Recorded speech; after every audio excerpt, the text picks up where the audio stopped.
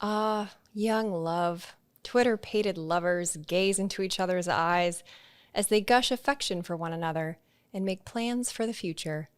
It's the stuff every good movie is made of. But what about when the romance movie becomes more like a family sitcom?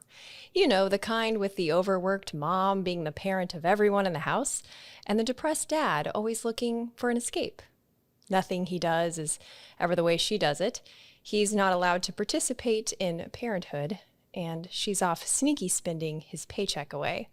Or maybe it's she always seems to be working an unpaid second shift, has to remind him of everything, and he never seems to notice the dishes or laundry.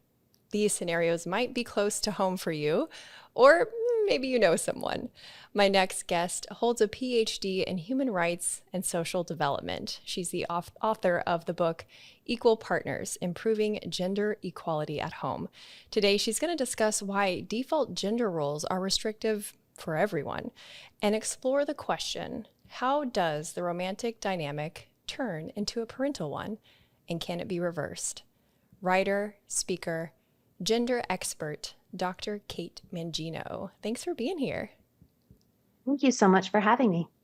I totally thought that your book would be like an angry feminist book, but it absolutely wasn't.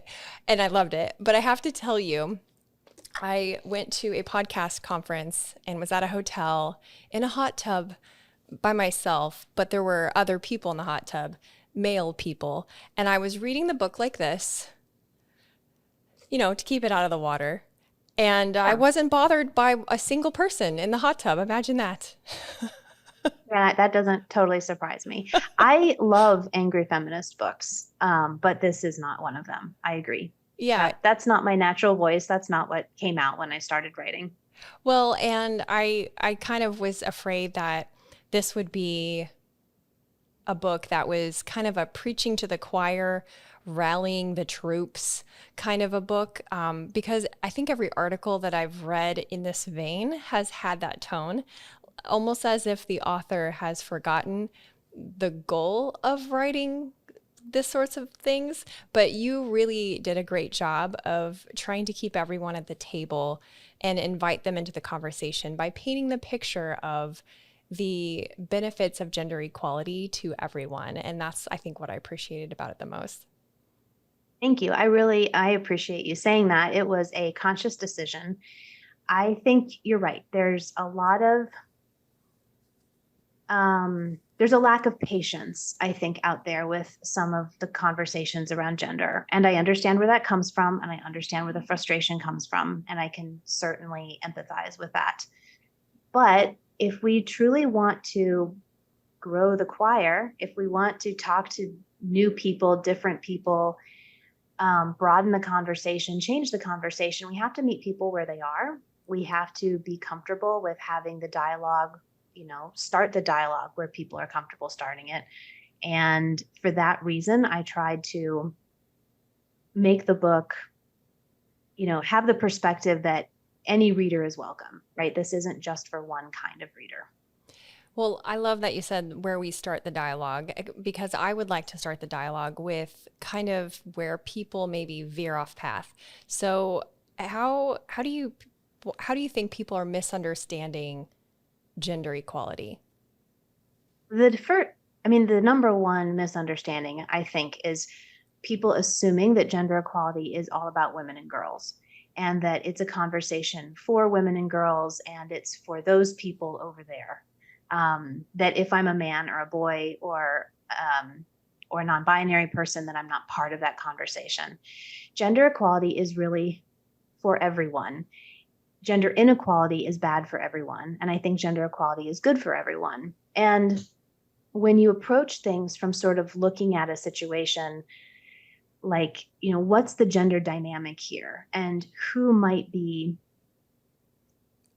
doesn't have access to resources because of their gender identity, then you get into a real conversation and you start to realize, how gender inequality can hurt everyone. Can I give you a quick example from my Please. work that just has Yes. come up in the last week?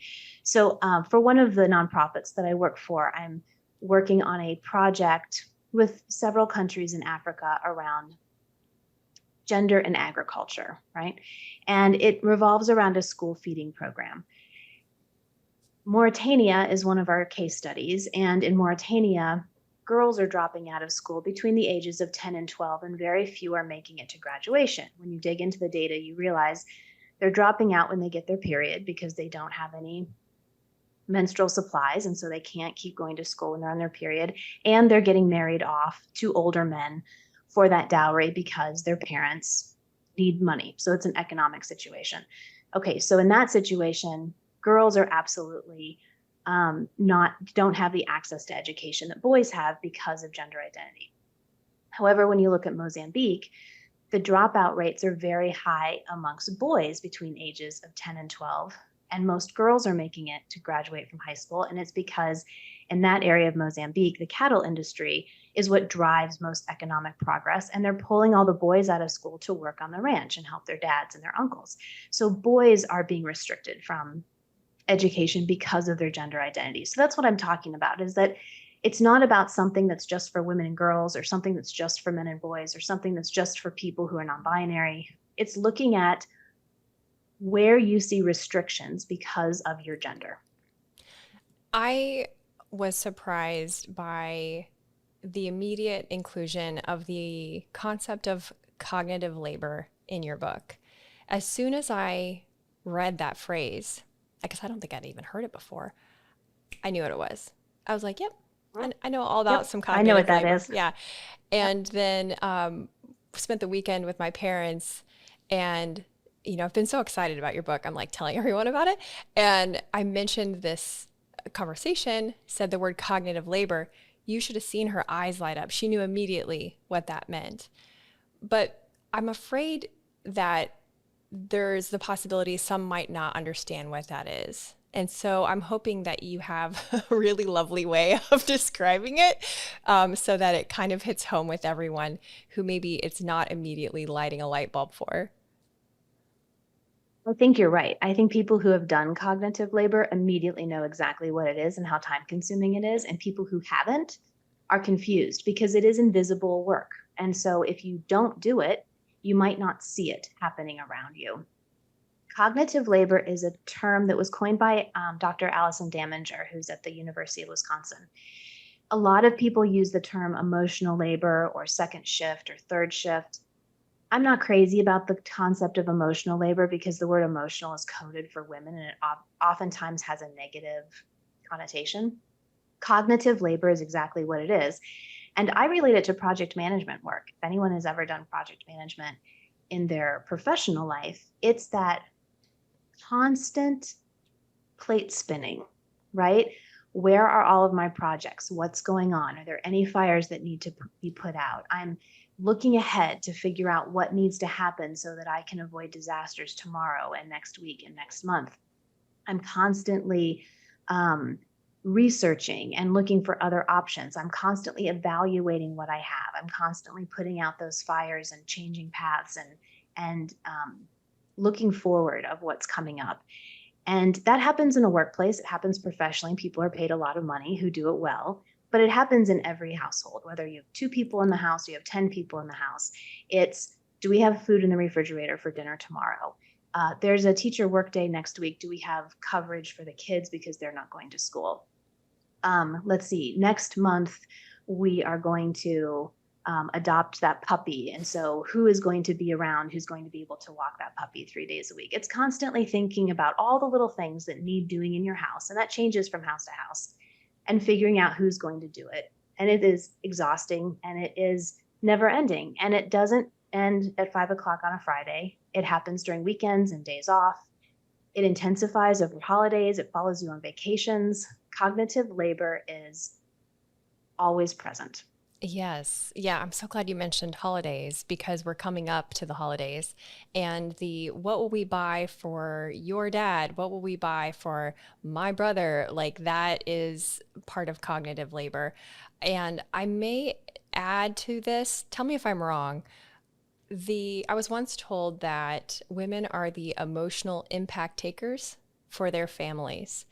And it was kind of presented as a fact. And I don't know if it's true for everyone, But if it's true for someone, I think it would be part of that cognitive labor because it's like, oh man, I got the bad news, so I have to absorb it, take the shock by myself, and then think of four solutions, potentially like options, and then present it to the rest of the family. And that was what it was meant when this person said women are the emotional impact takers for the family. So does that fall into the bucket of cognitive labor, would you say? Yeah, it absolutely could be. I think that traditionally women are the cognitive laborers or the impact takers of the family. It's not because there's anything biological that separates men from women in terms of what we can do or can't do intellectually. It's the way we're socialized. It's the way we socialize girls. Um, it isn't for every family. And when I wrote about cognitive labor and I said, this is typically a female role, but anyone can take on, it's a behavior. So anyone can take on this behavior. I've heard from a lot of men who they have a switched role in their household, and their female partner is the breadwinner and the emotionally distant one. And the man is the sort of the caretaker of the family and the cognitive labor. I've heard from a lot of same-sex and queer couples that they still have one person who handles the cognitive labor and one person who doesn't. So I think it is important to know that, yes, traditionally more women than men take on that behavior pattern, but it isn't always that way. And once you sort of remove it and think of it as a behavior, I think it's easier to find a shift or a change. And a possibility also, I would add, because Yeah. like I Yeah. am usually the vacation trip planner, to use a personal Okay. example. And I have in the past enjoyed all these details, but this past trip, I was occupied with the details of wrapping up the last trip, and they were back to back. And my husband said, "Oh, I didn't know that you needed me to plan it. I'll do it."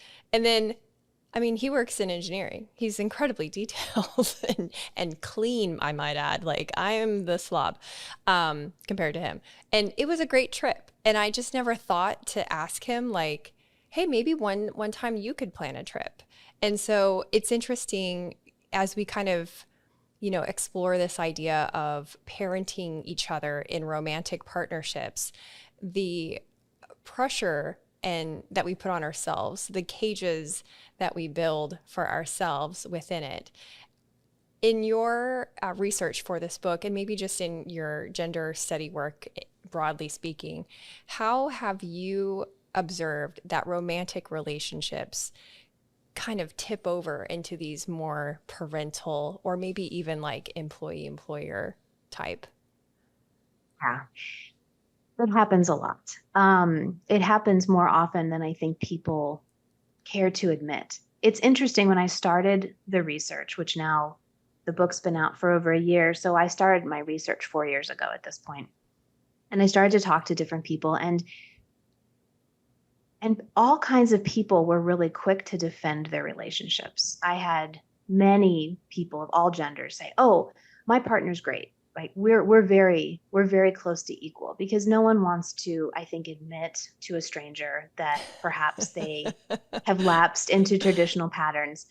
But then when you start to talk about it, I had many people say to me flat out, "Oh, we have kind of an equal divide, but my wife is more the manager and I'm sort of the employee and I do whatever she tells me to do."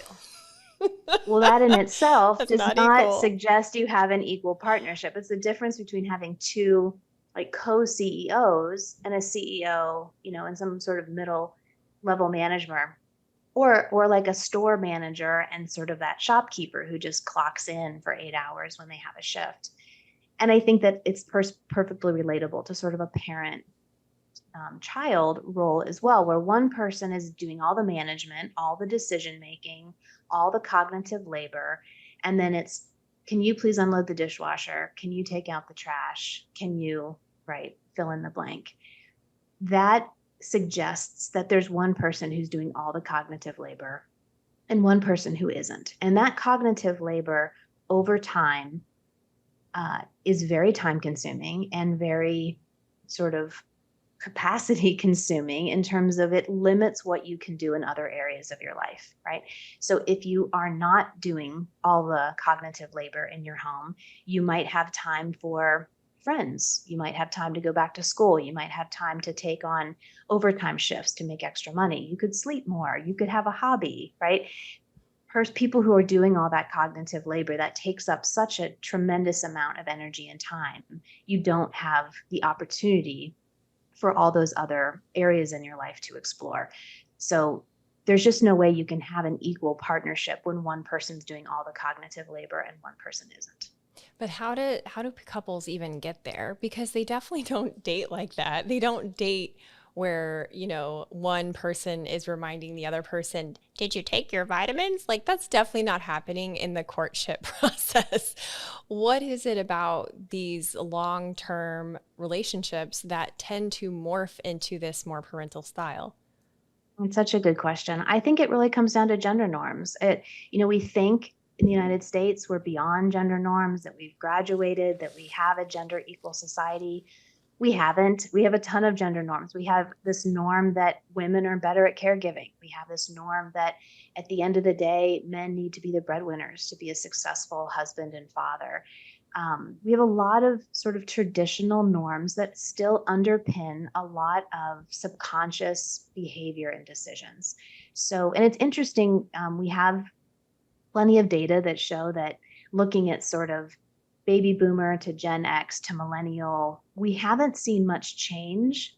Actually, older Gen X, we saw the biggest change in the 1980s. I'm trying to remember my statistics. In 1965, chore journals had men doing only about 15% of household labor and women doing about 85%. When you think back to the 60s, that's about right. By 1985, that was closer to about a 33-77 split. So men doubled their household labor between 65 and 85. Since 1985 all the way to 2023, we've only seen it change from 33 to 35.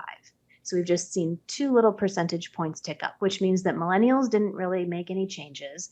And from the preliminary data that we have with the Gen Z generation that's growing up and partnering now, they're also falling back into these traditional patterns. They're more gender aware than past generations. They're more accepting of gender fluidity. Many Gen Z are totally fine with people changing pronouns.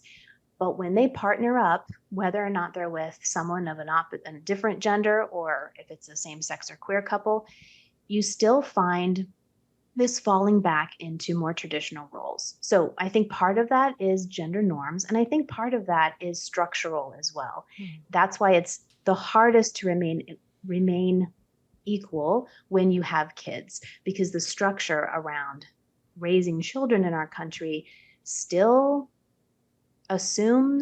prefers to have one parent at home who's that flex parent who can pick up from school at 3:00 and take Friday off and take summers off and be there for holidays and do the doctor's visits and be available to volunteer at school and have one breadwinner. And so I just think because our structures were created during a time when we had one parent at home and one parent at work, that sort of is now perpetuating and informing our actual behaviors. Isn't that interesting? That was a mouthful. I'm sorry about No, that. that was so well said because it accurately depicts like what we think we are and what our actions say that we are.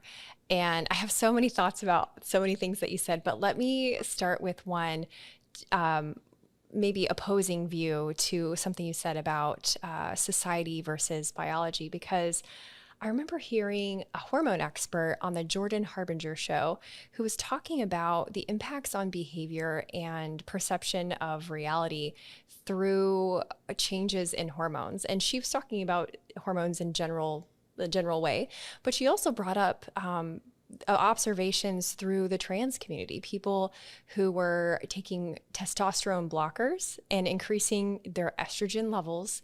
they reported that they had more empathy for the world around them, that they suddenly noticed the beauty of the things around them, that they were more affectionate and complimentary verbally, and maybe even like more touchy-feely, their words.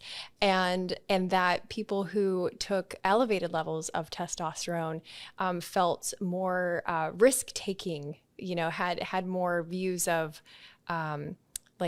ambition and go get 'emness. That's not a word, but I think you're following, you understand what I'm saying. So my question is, with knowing that's kind of where I'm coming from, is it possible that there are genetic or perhaps epigenetic influencers in gender roles, at least a little bit, and that it's not all societal based? I, of course, there is always going to be some sort of a biological influence. Um, Obviously, I think the debate is sort of where that cuts off. Yeah. Is it 50-50? Is it 75-25? Where is it? Personally, I think it's 95 or more social, and I think it's very small in the biology category. And that will be debated by scientists, I'm sure, for many years to come. Jamil Zaki, he wrote a book on empathy, and I remember him saying that he thinks his work, and he's a behavioral psychologist, I believe, wrote that everyone is born with this sort of like predetermined range of empathy that you can produce or that you can react to. But empathy is a skill like anything else, and by cognitively and intentionally practicing empathy, you can work to get within that higher range. So I still think a lot of this is skill based. Caregiving is a skill. Empathy is a skill. With practice, you get better. And I think humans constantly push themselves in all kinds of different ways to get better at whatever they value. So I think if you value nurturing, caregiving, empathy, whoever you are, I think you can achieve that. Did that answer your question It a did. little bit? It did. No, that's a really good point. I never thought of it as a skill. That's kind of cool though. And Yeah, I think yeah. in terms of like gender coded behavior, there's a lot of things that just get a pass.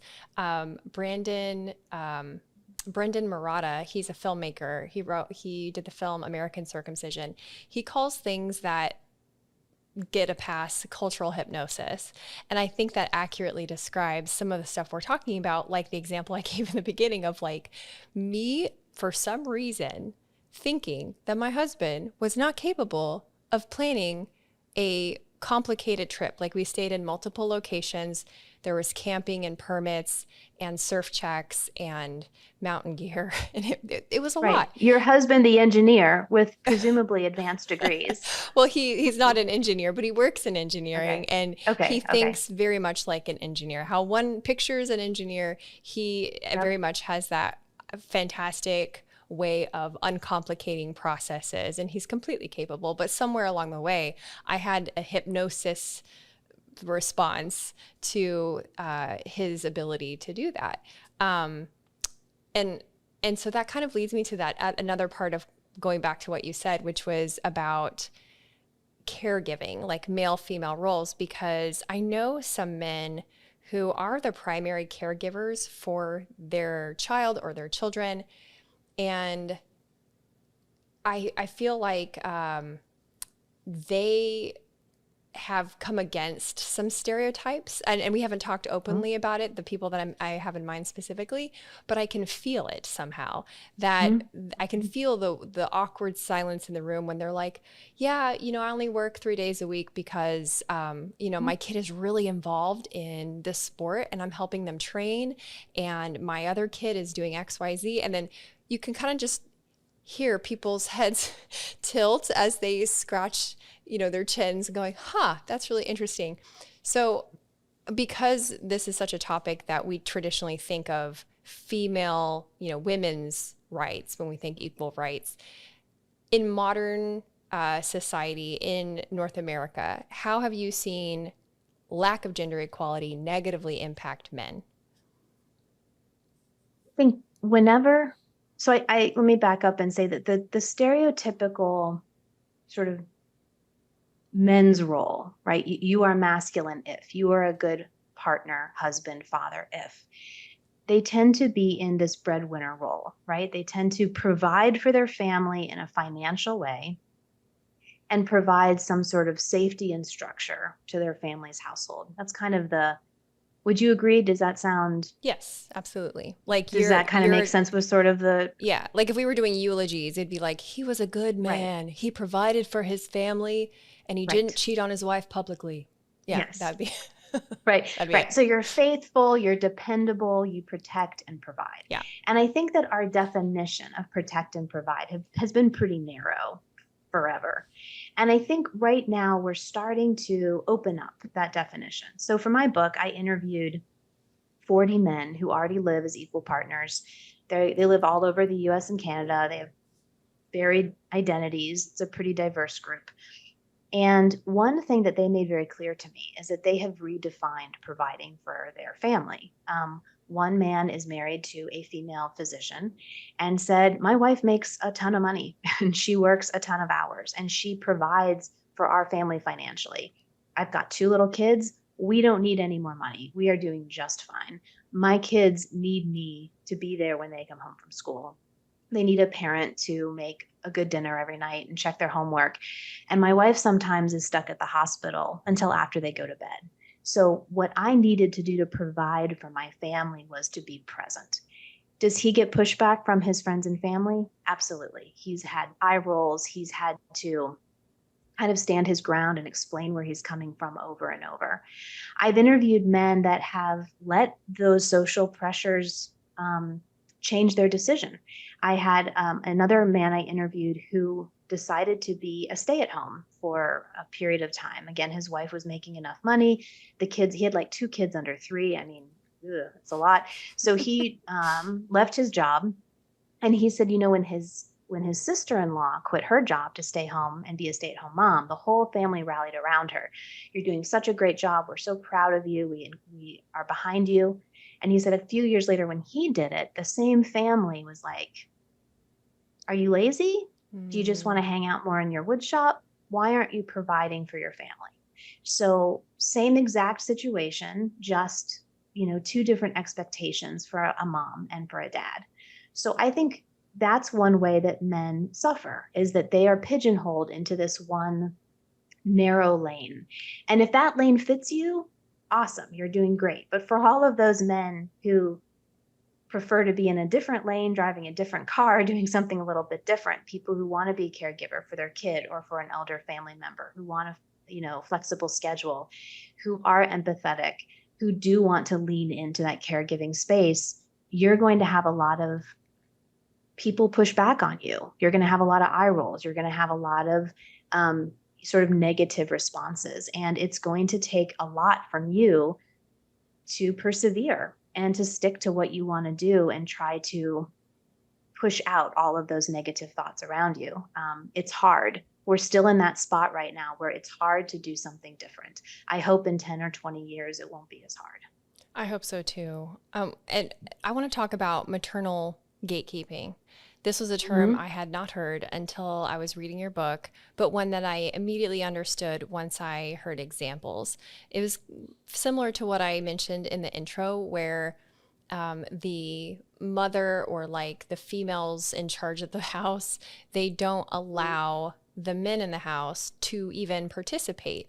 And that, I think, is a type of parental vibe within a household, right? Because it's like Mm-hmm. you don't let a child run the grill. Like a toddler is not, it's not appropriate for them to run the coal grill. So it's kind of Right. like slapping their hand away. I was shocked by the example that you gave by a woman you call Lydia in the book, who said that maternal gatekeeping is about maintaining power, and tearing down your husband every time he does something wrong reinforces your position. My jaw was on the floor. How, if this is happening in a house, like, I'm sure it's obvious to all in the house. How do you recover from that? How do you go from your partner is gatekeeping and you're just over here walking on eggshells trying to stay in your lane. And now it's become this icy transactional thing. How do you go from that to like, oh, we're dating again? Like, is it even Everything's possible? fine. Yeah. So I just want to say, whenever I talk about maternal gatekeeping, I always start with a caveat. I'm not blaming women for gender inequality. And I think sometimes when you talk about maternal gatekeeping, not you, when one talks about maternal gatekeeping, it's a slippery slope because it can quickly sound like I am shaming women into perpetuating gender equality because they're power hungry in the household. That is not at all what I'm saying. And I also think it's important to recognize historically where gatekeeping comes from. 50, 80, 100 years ago, women had no political power and no professional power. The only power a woman could find is inside her household, right? And so over time, if you still don't have power outside the home and you relinquish your power inside the home, where do you have any power left or authority? Zero, right? So we have to recognize where maternal gatekeeping comes from. And I think it's also important to recognize that you don't have to have kids to be a maternal gatekeeper. You can certainly do it with a partner without any kids in the home. You call that cleaning? Come on, give me the vacuum. I'll take care of it. Right? It can rear its ugly head in lots of different places. And I also think that it's like there's a motive socially to add to your point that it's not like women's fault, but there's like this weird pressure to bond with other women by bitching about your husband. Like the whole men, am I right?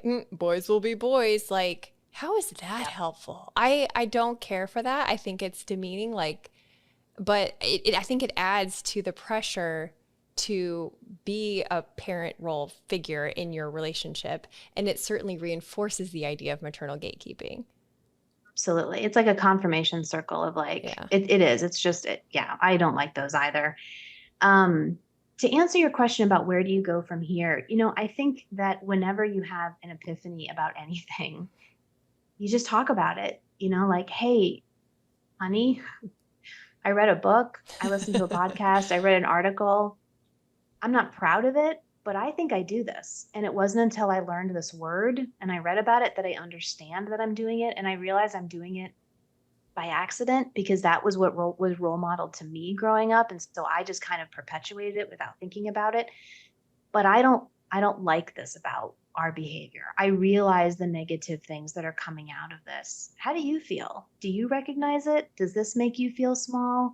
What can we do together to change things in the future, right? I know that's an awkward conversation for a lot of people to have.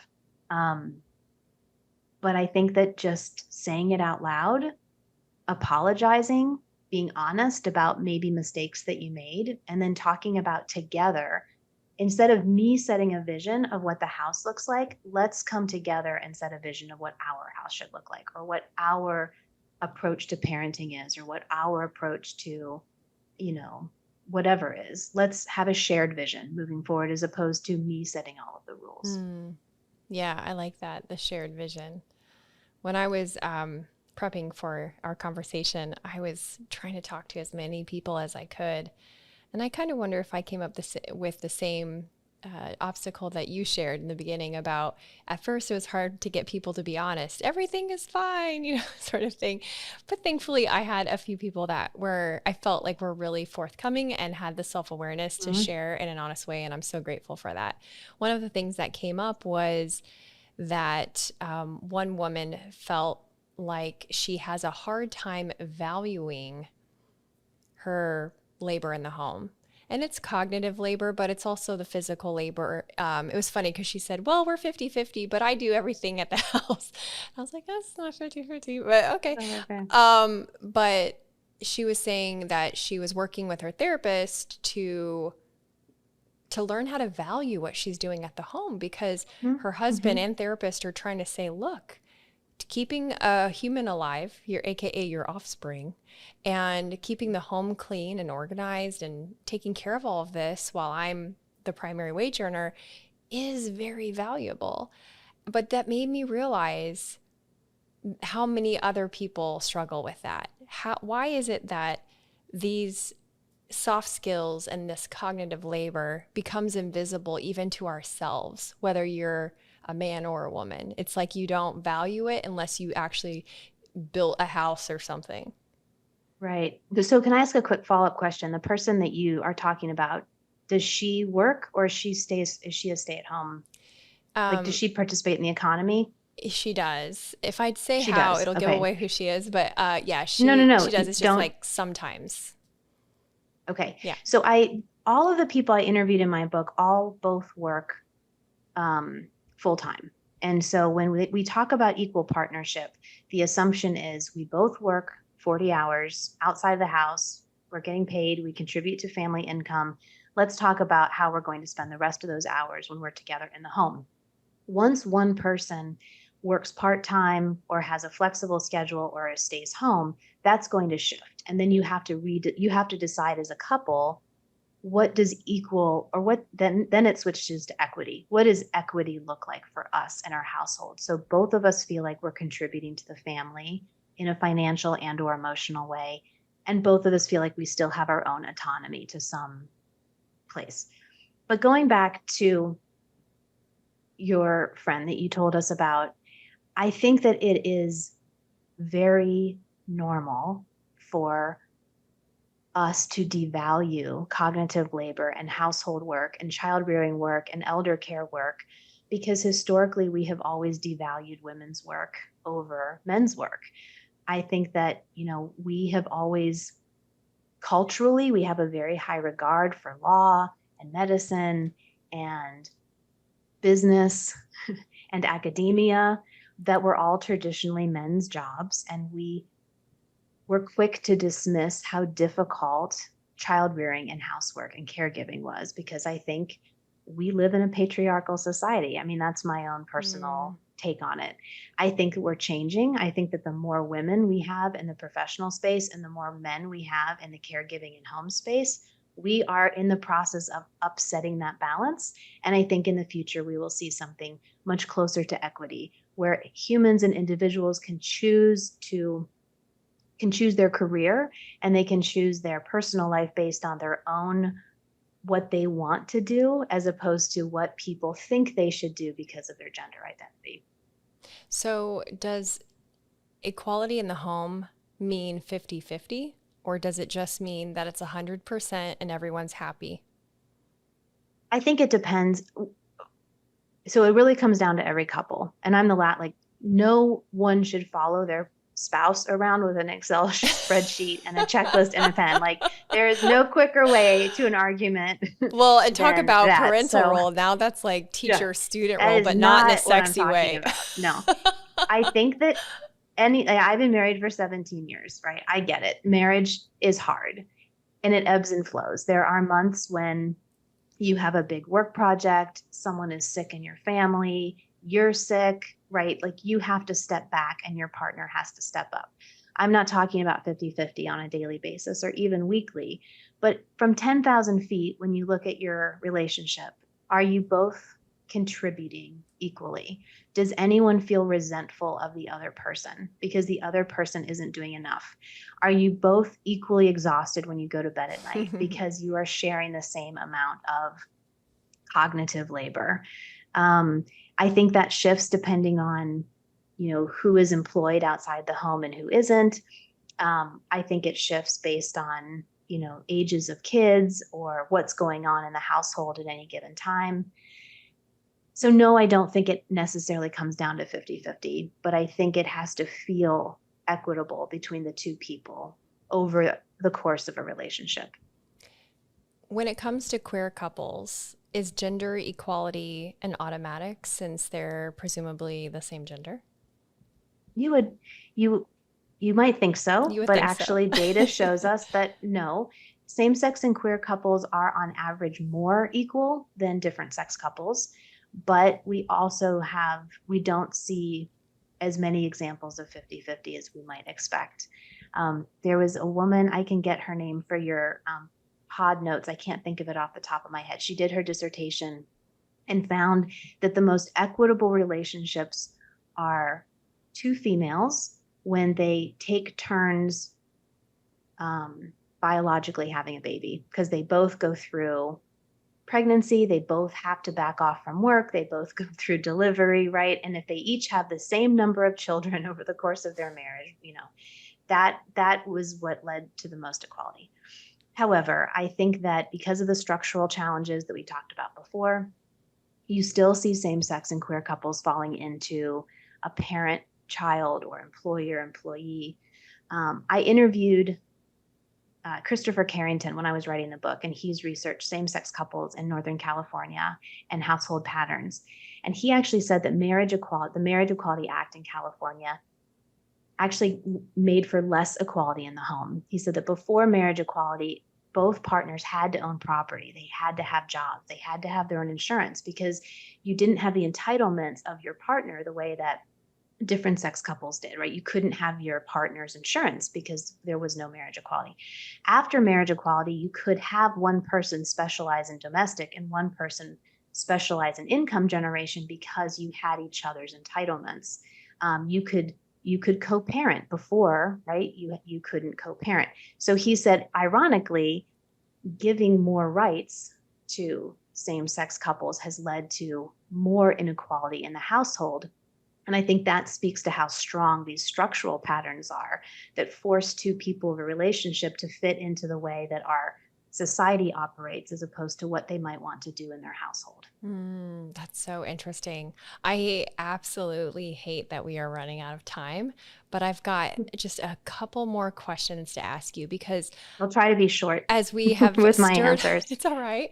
As we've stirred up these thoughts with everyone, I want to be sure that what we're talking about here is actionable. And of course, I do recommend everyone buy your book because it is very actionable. It's very thought provoking. It would make great journal entries. You could come together, talk about it. But I want to leave people on the audio end with a couple of actionable thoughts. So the first one is something you warn against in your book was assigning chores based on skill sets. Why is that a bad idea? Because traditionally male coded chores are intermittent. They happen once in a while. They happen on the weekends, and they tend to be outdoor: mowing lawns, trimming hedges, painting things, fix-it projects, washing the car. Women coded chores tend to be inside, and they're routine, things that have to happen every single day: cooking, cleaning, clothes washing, child rearing. If you designate chores based on what's coded for men and women, you perpetuate that 1/3, 2/3 split that we seem stuck in right now, because there are only about 1/3 of those male coded chores and about 2/3 of the female coded chores. The other thing is, male coded chores, because they're intermittent, you can get away with not doing it for several days or even a couple weeks. But you skip one day of doing the dishes or feeding the kids, and there's going to be tyranny in your house, right?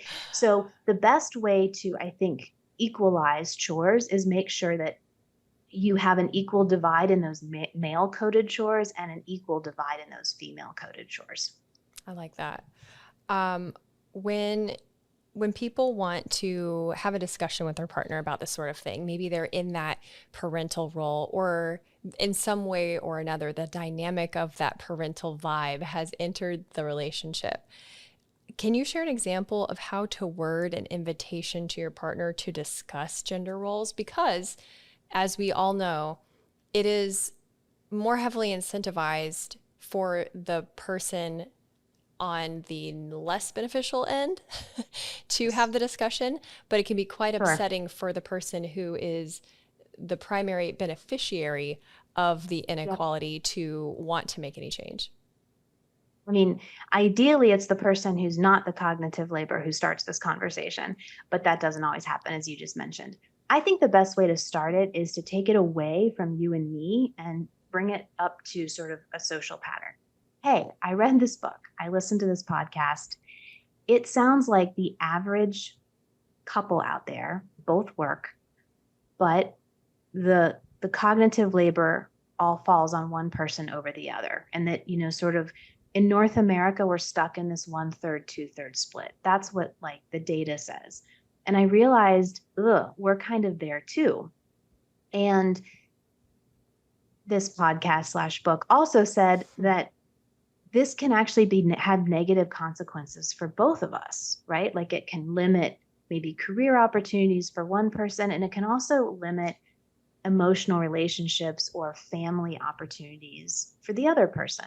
So can we talk about that?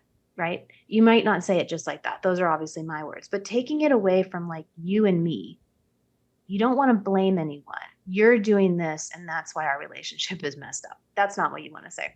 You want to kind of take it a little bit higher and say, this is the social pattern. This is what's happening.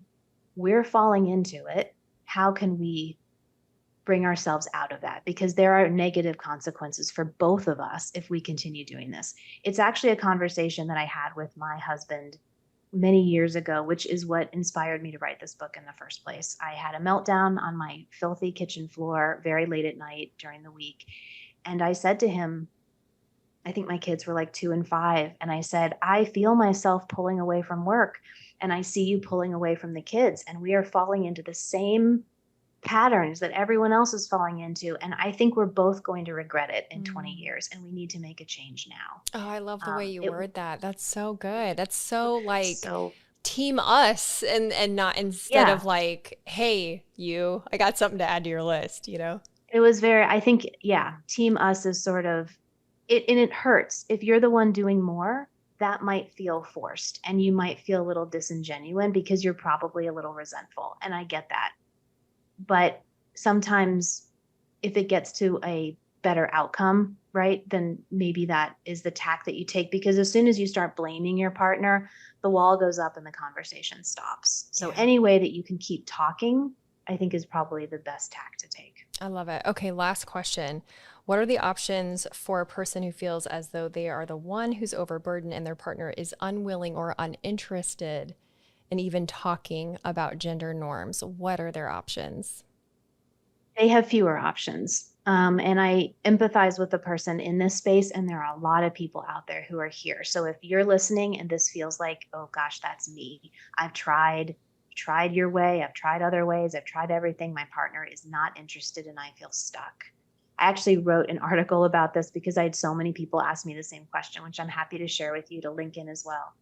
But basically, Jessa DeGroot from the Third Path Institute helped me answer this question. And she said, listen, if A plus B is C, and C is your marriage, and you're A and your partner's B, even if your partner doesn't change, if B stays the same, if you change A, if you A squared plus B, you're changing your marriage, right? If you set boundaries, if you change your routine, if you stop doing things or start doing things or use different language or parent differently, even if your partner refuses to change, if you change, your marriage will change. It might be a negative change, it might be a positive change, but if you're at the point where you're willing, if you're unhappy enough that you want to take that risk to mix things up, changing yourself will have an impact on your relationship. And I think that's when you start talking about setting boundaries. I'm going to cook dinner 4 nights a week. You can fend for yourself the other 3. I'm going to stop doing your laundry. I love you, but I need to set some boundaries for my own emotional health, right? So that's when you can start thinking about decisions you can make for yourself that will get you to a healthier place. I love it. Thank you so much. Tell people where they can stay in touch with your work, how they can engage with you as a company, because you've got some interesting offers there. Thank you very much. You can go to my website, katemangino.com, where I always have upcoming activities. And I do love to do speaking events. If your company has um, what's the EIA? Sorry, it Yes. wasn't coming out. Or an employee working group. I do a lot of workshops with companies to start thinking through gender norms and how it is affecting household and professional spaces. You can also find me on Twitter/X, what I'm calling it now, as well as LinkedIn. Happy to engage with readers, always excited to get feedback. So yeah, please check those out. Thank you. This was awesome. Thank you for having me. Hey, you're still here. Thanks for watching. If you love breaking free from the algorithm to explore curiosity, join me each week by hitting subscribe and the bell for new upload notifications.